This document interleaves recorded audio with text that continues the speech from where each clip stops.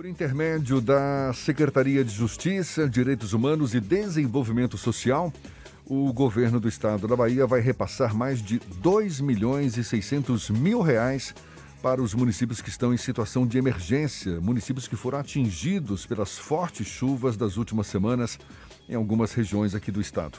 O recurso vai beneficiar exclusivamente famílias em situação de vulnerabilidade social. Sobre o assunto e também o possível desmembramento da secretaria em duas novas secretarias, a de Justiça e Direitos Humanos e a de Desenvolvimento Social, a gente conversa com o titular da pasta, secretário Carlos Martins, nosso convidado também aqui no ICE Bahia. Um prazer tê-lo aqui conosco. Muito obrigado por aceitar nosso convite. Seja bem-vindo, secretário. Bom dia, amigos da Tarde FM, bom dia, Jefferson, bom dia, Ernesto, bom dia a toda a equipe. Prazer é todo meu, eu agradeço aí a oportunidade de me dirigir aos amigos da Bahia. Eu sei que o senhor se preparou para falar sobre o repasse de recursos para os municípios atingidos pelas chuvas, a gente vai falar sobre isso, mas é o assunto que a gente já vem abordando desde o começo do programa. Eu ouvi aqui vocês falando. Levi comentou conosco também. Está prestes a se desmembrar em duas novas secretarias. O que isso pode significar na prática, secretário? Bem, na realidade é o seguinte, o nosso governador Jerônimo tem falado frequentemente que primeiro ele vai ouvir as modificações que o presidente Lula precisa fazer a nível nacional e espelhar algumas ações que ele considera importantes e que ele tem falado para todos vocês, né? Como a questão do combate à fome. É uma questão fundamental para a gente discutir, porque os dados que saem aí e saíram recentemente, são 33 milhões de pessoas passando fome. A Bahia continua tendo um contingente muito grande de pessoas na extrema pobreza.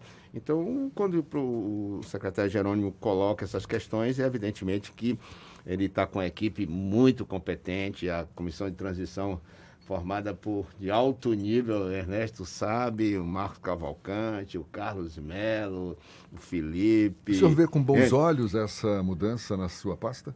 Bem, a mudança ela voltando ao que o Jerônimo tem falado, ele disse que vai espelhar as ações a nível nacional e, ao mesmo tempo, buscar mais efetividade. Eu acho interessante.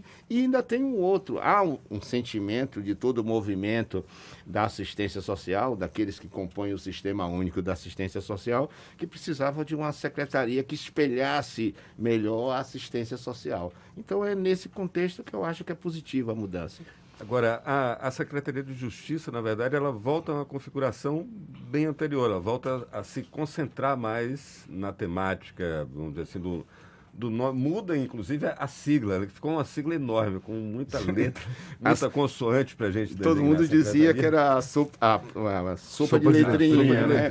SJDHDS. Exatamente. Considerando o papel do ente federativo Estado, Martins, com essa reconfiguração da Secretaria e as políticas de direitos humanos nessa Secretaria, mas tem também as outras secretarias que o novo governador está, como você falou, espelhando, né? Por exemplo, a CEPROME agora incorpora também a temática dos povos originários. Né? Exatamente.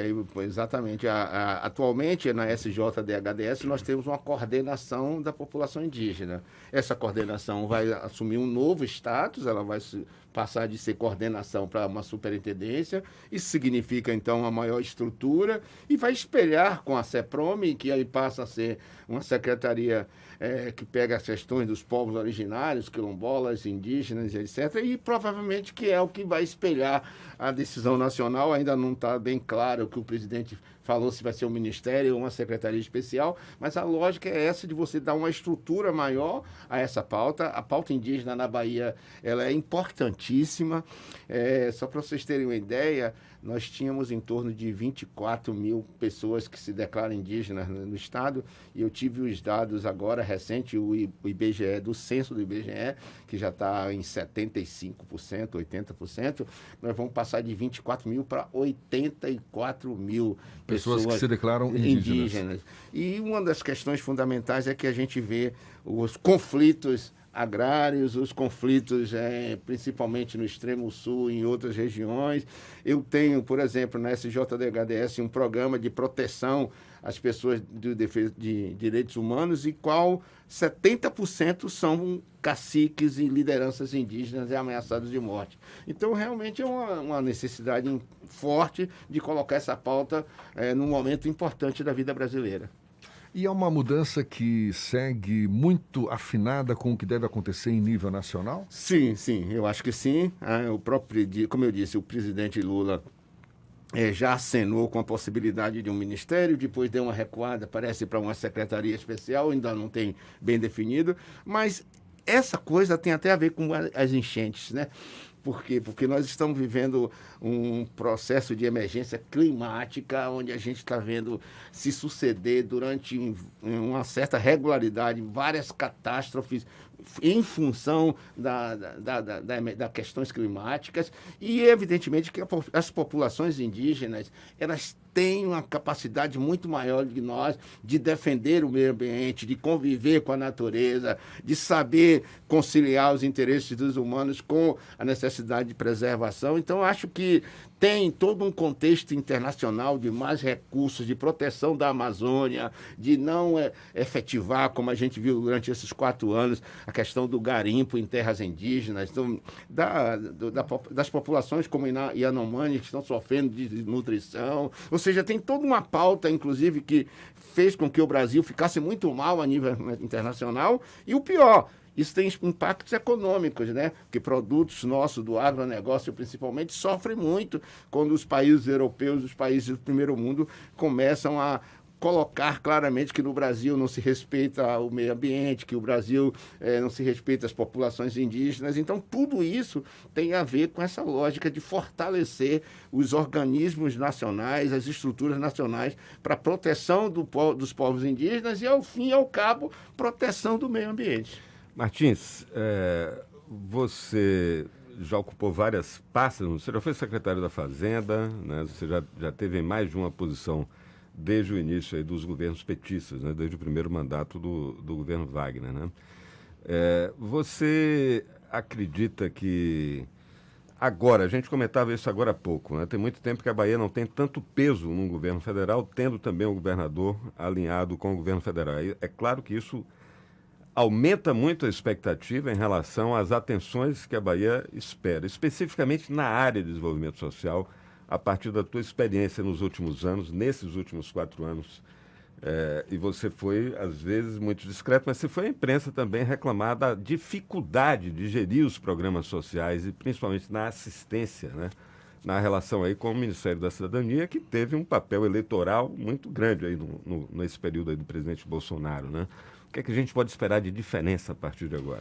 Considerando que a Bahia sempre foi o estado com o maior número de beneficiários dos programas federais, 2/3 do território no semiárido, muita coisa já avançou, mas ainda tem uma demanda muito grande para ser atendida, né? Eu estava ouvindo a fala de Levi há pouco, e Levi fortalecia isso, que a Bahia tem um papel importante hoje na política nacional. Aliás, esses 16 anos de governos petistas, uma das características fundamentais que iniciou com o nosso governador Jacques Wagner foi colocar a Bahia no cenário do protagonismo nacional, e essa eleição só consolidou isso, consolida a força da Bahia eleitoralmente, com o poder da votação de Lula, mas, ao mesmo tempo, fortalece o nosso governador Rui Costa, que passa a ser o ministro da Casa Civil, uma pasta importantíssima e que vai ter um papel fundamental junto com o presidente Lula. Então, isso é fundamental. E a própria eleição de Jerônimo, quando muita gente não desdenhava, você sabe disso, a mesma coisa semelhante que aconteceu com o Rui, e Jerônimo se consolida como uma liderança nova nesse contexto. E aí, a gente, nesses 4 anos, eu posso lhe dizer, Jefferson e Ernesto, nós vivemos uma situação muito difícil, porque nós tivemos um governo que praticamente abandonou as políticas sociais. Nós tivemos um total desmantelamento do Sistema Único da Assistência Social. A prova está aí no orçamento de 2023. São 95% de cortes no orçamento.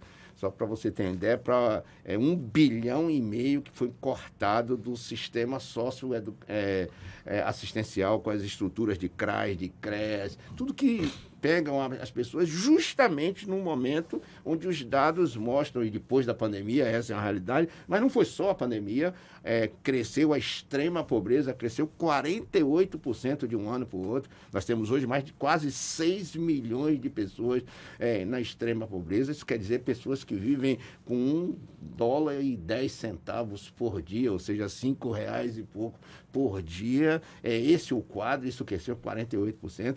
E as políticas públicas da assistência social simplesmente foram desmanteladas. E a gente viveu muito essa dificuldade aqui na Bahia. Por quê? Porque nós somos o estado que tem o maior número de pessoas no CAD único, mais de 3 bilhões e poucas famílias. Somos o maior, o estado que tem mais receptores do Bolsa Família. E quando você não tem essas estruturas, realmente é muito difícil. Foi muito difícil administrar esses 4 anos. Antes da gente falar das enchentes das cidades atingidas pelas chuvas, rapidinho, o secretário Carlos Martins segue como secretário no governo Jerônimo? Não, ainda não me deram essa caneta de definir. Começar a sessão para o Garara agora com ele aqui agora. Dá o serviço, Martins. O governador Jerônimo, com toda a tranquilidade, com toda a sua experiência, com toda a equipe que ele está tendo, está trabalhando muito fortemente e certamente nos próximos 15 dias aí, parece, né? Vocês mesmos falaram, ele deve estar indicando. Eu sei que a ansiedade de vocês é grande na todas as áreas. Caixa hermética, não vaza nada. Eu fiz a pergunta, mas já esperava essa resposta. Mas eu nem da comissão de Parece transição. Parece que o mineiro aqui é ele, né, Jefferson? Eu nem da comissão de transição eu sou. Mas, secretário, falando então das enchentes desses municípios, a gente falou agora, né, que mais de 2.600.000 reais vão ser destinados a municípios atingidos pelas enchentes, pelas essas últimas chuvas. Dinheiro que vai ser suficiente para quê? Bem, Jefferson, aí você pegou uma coisa importante. Primeiro, eu queria retomar um pouco, porque nós estamos ficando, e vamos ter que nos acostumar com isso, né? De que no ano passado teve aquela enchente, e quase um ano depois, voltamos nas mesmas cidades, praticamente, um grande número de pessoas, são mais de 112 mil pessoas afetadas nessa chuva das coisas. São mais de 68 municípios, 15 mil pessoas desalojadas, mais de 1.000 pessoas desabrigadas, 68 municípios. Então, o primeiro momento nosso, e o governo criou o gabinete de crise, coordenado pelo nosso secretário da Casa Civil, Carlos Melo, com várias entidades, com o Corpo de Bombeiros, com o CEINFRA, com a CESAB, com a SAEB, com várias estruturas. E no primeiro momento é o quê? É dar o apoio necessário através da Defesa Civil, o Coronel Miguel, que dá todo o apoio. Depois, a CEINFRA tem desobstruído as pistas, as pontes, porque tem lugares que está ilhado, inclusive, até hoje. Então, esse é o primeiro momento. E nós, da assistente social, temos trabalhado, no primeiro momento, para dar assistência e orientação às secretarias de assistência social e estamos liberando 2.600.000 para o que se chama de benefícios eventuais. O que é o benefício eventual? É a cesta básica, é o colchão, todo esse aparato, a necessidade de uma loja de aluguel social, de um alojamento provisório, da compra de alimentos para esses locais, de colchão, de roupa de cama e mesa e banho. Então, nós temos critérios de municípios, a depender do porte, e aí a nossa assistência social transfere diretamente para o Fundo de Assistência Social do município para atender essas necessidades. Então, esses 2.600.000 são mais ou menos para essa situação. Nós estamos com dificuldade, né? É um dinheiro que já está nos municípios? Ainda não, porque nós anunciamos isso na quinta-feira, provavelmente hoje, até alguns municípios já receberam, tem todo um caráter legal. Primeiro, dos 68 municípios, 47 decretaram de emergência. Então, só esses recebem, por enquanto. Precisam todo mundo decretar. Tá? Segundo, que é só pessoas que estão na vulnerabilidade social, ou seja, pessoas que estão no CAD único, pessoas que estão ligadas à assistência social.